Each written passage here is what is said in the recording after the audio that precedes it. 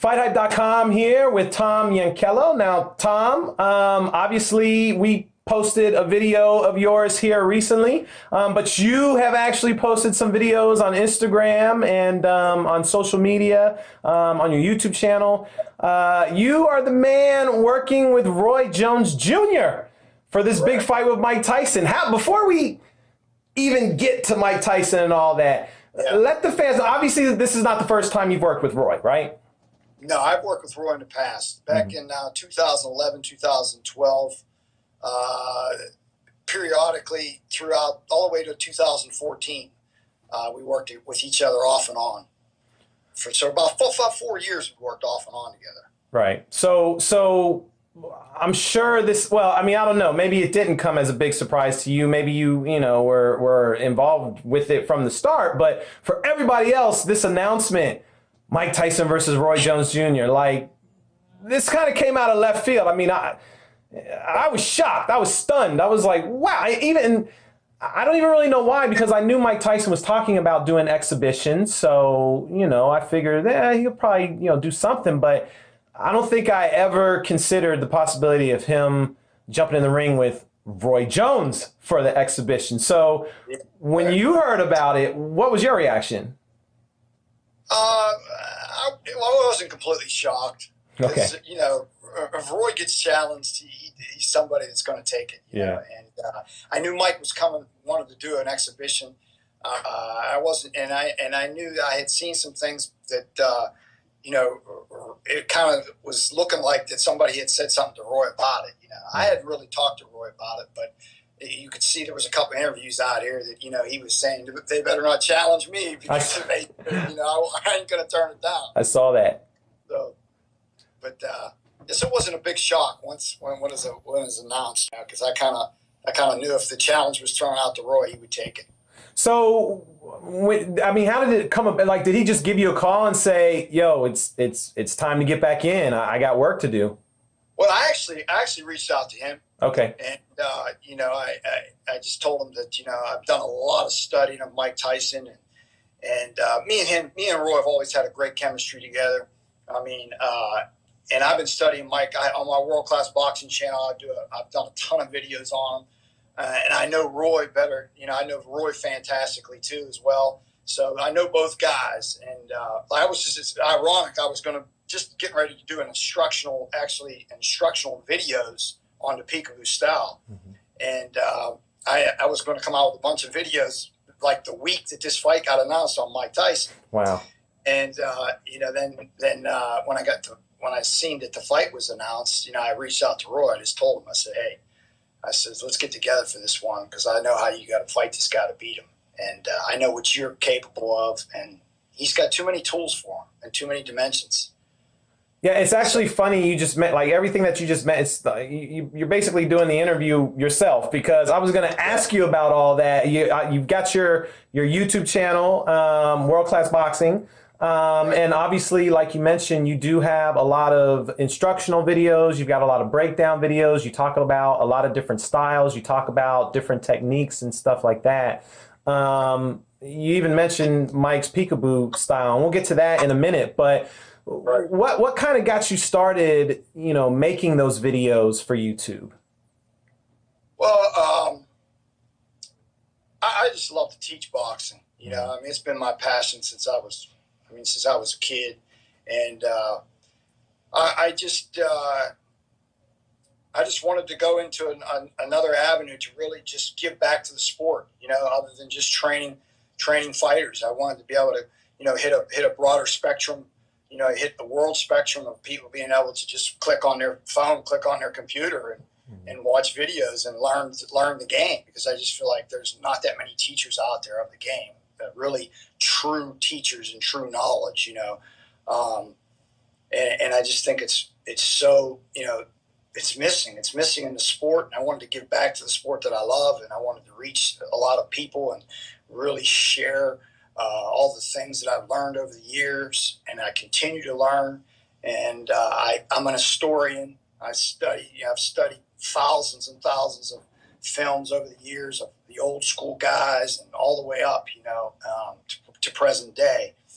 And so I like to do a lot of videos on talking about different styles and different fighters, and it's just a passion. Boxing has been a passion my whole life, and teaching boxing is what I do. Yeah, that's actually interesting that you mention, the teachers in boxing. Boxing's such a niche sport. It's such like a tight knit family that Right. as the years and the generations go on, and some of these older trainers pass away, some of that knowledge really gets lost. It kind of dies with them. So it's almost like you're creating an archive of knowledge, using your YouTube channel. That's my idea. I mean, it really was an archive of my ideas and my training, and being able to put it out there for people to be able to see for forevermore. Mm-hmm. And gain that knowledge, and like I said, a lot of times guys, like you said, have passed away, and they take these things to the grave, and people have never really, like there's so many things that, like Emmanuel Stewart, I learned a lot from him. I spent time with him. Unless Emmanuel never put a lot of these things out on YouTube. You look and you don't see. You see, it's amazing. Like you see all of this stuff today, but if you hit Emmanuel, you don't see a lot of his training and a lot of his things going on. I mean, you really have to search a lot more. I mean, it's coming out slowly as people are leaking things, but like a lot of his things have not. I just noticed that that you'll see a lot of the trainers today because it's the social media era, but back then he didn't have that, so there wasn't that exposure, and it wasn't handed down. So just all the things that I've learned over the years. I come from a boxing family. My uncle was on my dad's side was a boxer, mm-hmm. and my mother's father was a boxer, my grandfather. So both they worked with me at the young age of 5. I was introduced to boxing. It wasn't basketball and football or baseball that I was introduced first. I was introduced to boxing first. Wow. So I fell in love with it, man. And same time, it was ironic when I was introduced to the sport. Rocky came out in 1976. Wow. And that really sparked my interest. I fell in love with the Rocky movies. Yeah. And that's what happened. And I just really love the sport, and I've been doing it since I was a baby. And I had an amateur career, but I had some injuries, and that's what shifted me off over into being a trainer. And I've been training guys it's going on my 29th year of boxing training. Wow. Yeah. So, I just, like I said, and my uncles and grandfather had an old archive of all the old time films. Mm-hmm. As a young boy, that's what I did when I was trying to become a fighter. Every night I would watch a certain fighter, and I would try to. My dad built a little gym down in my basement, and every night I would go into the basement and pretend I was a different fighter. Wow. So I was able to compute a lot of different styles and a lot of different techniques. So like when I work with fighters, I know every guy is a different guy. You can't train everybody the same way. So I've been able, over the years of watching those videos and practicing being a different fighter every night. One night I was Ali. The next night I was Marvin Hagler. One night I was Sugar Ray Leonard. Next night I was Joe Louis, mm-hmm. Sugar Ray Robinson, Jersey Joe Walcott, Charlie Burley. The list goes on and on. And so I've been able to, as a young kid, I think, compute those different styles and different techniques that, when you train somebody, you have to make adjustments when you're training because not everybody's the same.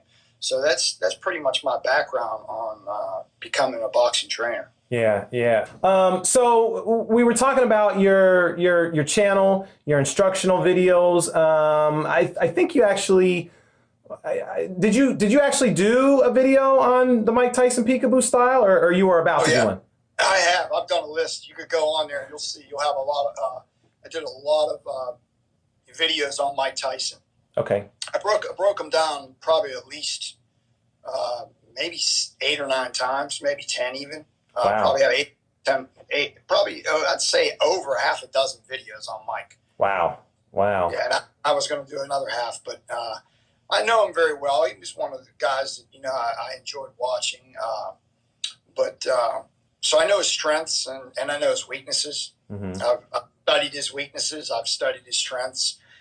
Studied things the reasons why he got beat in the fights that he did, and why he's been able to be so, when he was dominant, why he was so dominant as well.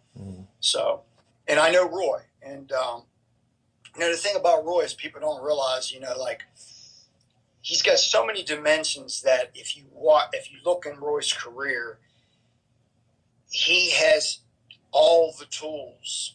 The only thing that's happened at times is he hasn't used what he's had at the time that he needed to use it, So that's why I'm here, to refresh his memory on, going even back in yesteryears. Like it's not just about studying Mike, it's about studying Roy and saying, Roy, look what you did here in this fight. Look what you did here in this fight. There's things that he hasn't done in years, but believe it or not, I even working with him just this week, he is capable of doing things that people have never really seen, or if they have seen, they might have forgotten. But if you go in the archives, there's a lot of different dimensions that he has. And, it makes him why he's arguably one of the greatest, if not greatest fighters that ever lived. But a lot of times people talk about how he wasn't his prime. But see, I beg to differ with a lot of things that would happen with Roy. I just feel like, Roy was so dominant that he got away from some of the basic things that he and some of the other dimensions that he does have that you even seen him do as a middleweight and a super middleweight. When he got up to light heavyweight, he was just so dominant that he got away from some of the things that he had in his toolbox. And those things are still there.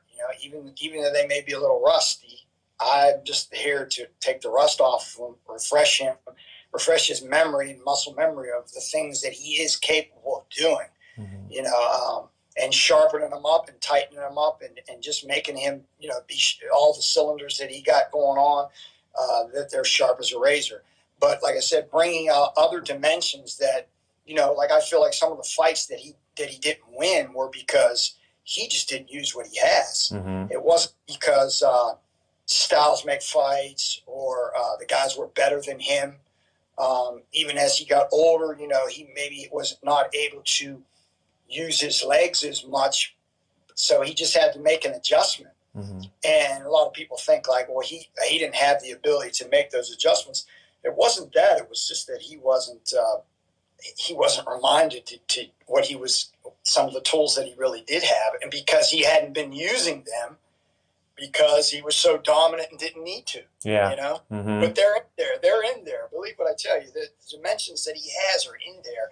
He has a much broader spectrum of tools than Mike Tyson has. Mike has certain dimensions, don't get me wrong. He does them very, very well. What he does do, he does very, very well. But he doesn't have the wide range of spectrum and broad spectrum of the tools that Roy Jones has. No, I would agree with that. I think a lot of people, most boxing fans, when they think about fighters, they always think of, their last fight. What have you done for me lately? And they forget some of the things that they used to do as they were coming up, through the ranks. And I think that's why sometimes guys try and label Roy as, he's just a guy that relied on reflexes and stuff like that. But the dude really had technical skills. No, he did. His skill set was, if you go back when he was a middleweight, his skill set, it was fantastic, even as a super middleweight when he schooled James Toney. You just don't beat James Toney with reflexes. No. And he showed us a very great skill set in that fight. Bernard Hopkins, the first fight, all his middleweight defenses and coming up as a middleweight even before he won the title. I loved some of the skill sets that he showed in that fight, the skill set that he showed in a lot of those fights coming up. And like I said, some of the studying that I'm a big film study guy, and I believe that we're studying Mike, but we're also studying Roy, and I'm studying Roy, and I'm going over it with Roy. Like, look, man, this is what you're capable of doing. This, you're capable of doing that. You have that in your toolbox. You know what I mean? It's about bringing it out. And sharpening it back up, taking the rust off of those things. Because he can do it all. He really can. And this is the fight that he's going to remind people when people talk about how great he was in his prime, but he's really going to remind people how great he is, period, as far as just an all-time great, skillful boxer, not just a guy dominated with reflexes and speed. I mean, he has, like I said, he's got it all. He really does. And if you really studied him over the years, you would see in spots where he's fought, you know, in so many different ways. You know what I mean? In so many different ways. You know, inside, outside. You know, he could box. He can do it all. He really can. So that's the thing, that to be able to just refresh his memory, sharpen those tools off, take the rust off of them, and make him put it all together. Just, you know, putting the pieces together for this puzzle right here. Right. Because he's got all the pieces. It's just about putting them together. Right. And that's one of the components that makes for a great fighter, an all-time great, is being able to adjust, being able to think inside the ring.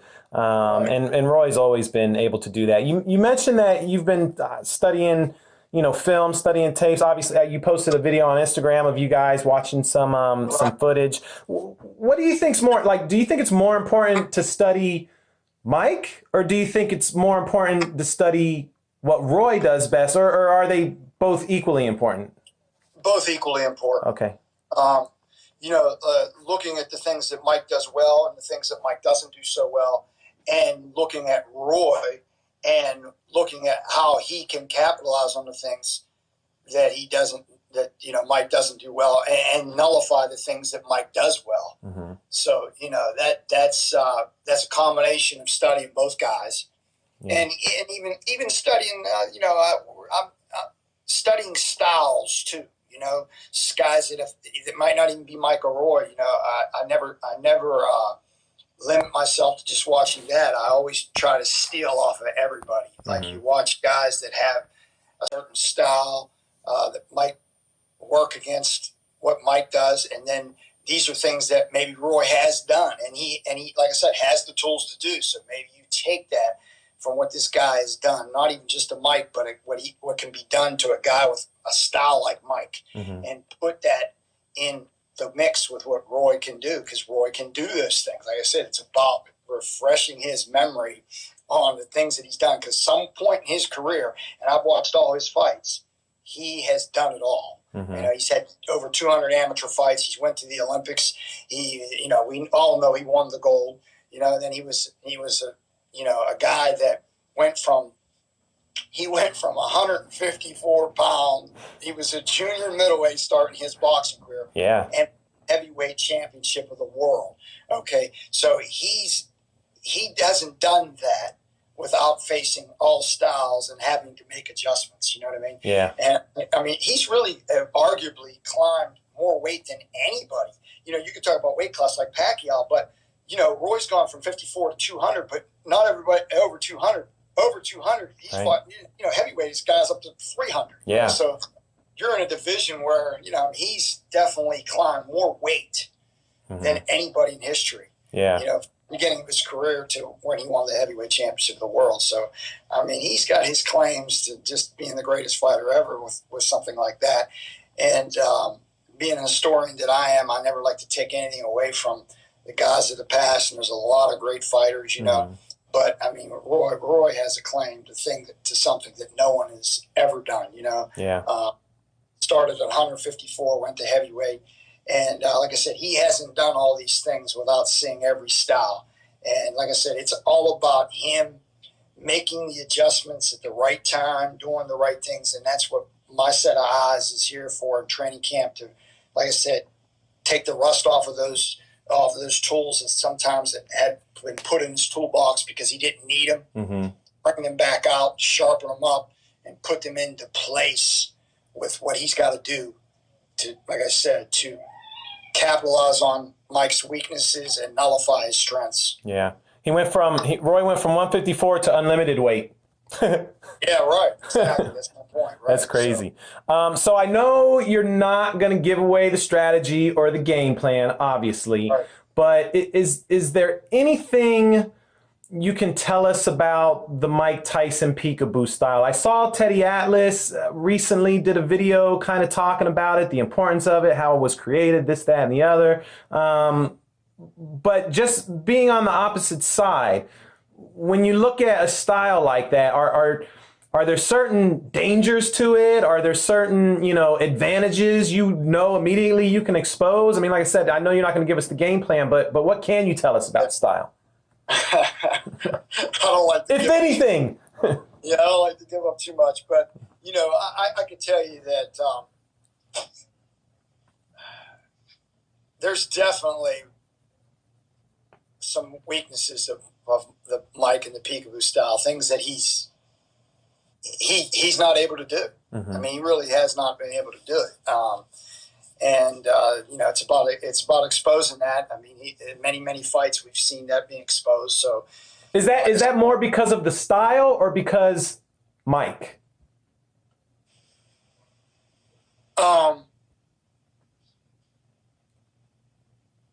That's a good. I would say. That's a good question. I would say it's a combination of both. Sure. Like I'm not like a lot of people. There's a lot of people that are just Mike Tyson fans, and they just feel like the Peekaboo Style is the greatest style in the history of boxing. Right. I'm not one of those guys. I've studied. I mean, it's a very unique style. Mm-hmm. It's usually a high energy style. As we've seen, Mike really was at his best before he was 23 years old. Yeah. Ton of head movement, ton of footwork is what makes that Peekaboo Style very, very effective. And when he lost some of that head movement and lost some of his footwork, that style went down. Mm-hmm. It started to really decline. I argue that when he left Kevin Rooney, it really declined. I mean, I really believe that. I mean, his head movement wasn't as good, his footwork wasn't as good, and he was 23 years old when he lost to Buster Douglas, and I don't think he's ever been as good as he was when he was in the 80s. Wow. When has he looked better than he did when he was when he fought Michael Spinks? That's true. Yeah. The things that he did there. Like I said, I don't think that the Peekaboo Style is the greatest style in the history of boxing. I think that it fit Mike. Mm-hmm. It fit him. But even as an athlete, he is not the athlete that Roy Jones is as the overall athlete. Mm. And that's another thing that I'm here to bring out is the athleticism of Roy Jones, and to make sure that even though he's older, he has things that he can do as an athlete better than Mike Tyson can do. Mm-hmm. And positioning is everything in boxing. And when you're a good athlete, you have the ability to get yourself in better positions because you are a better athlete. It's just about sharpening up, like I said, the tools and the technical skills to make sure that, and he has them all. It's just sharpening them up and refreshing his memory on certain things. And he's going to do some things in this fight that he's only done a couple times in his career. Wow. And hands behind the back. Well, we know he did that, but I think it's a couple things that most people won't even remember him doing. Yeah.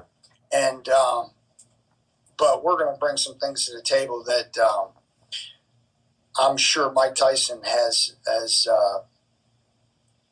I will say that he's never seen Roy Jones do. If he has, he's because he maybe has watched every fight of Roy Jones, and maybe he, But I think that people are going to be real surprised on some of the things that Roy does in this fight.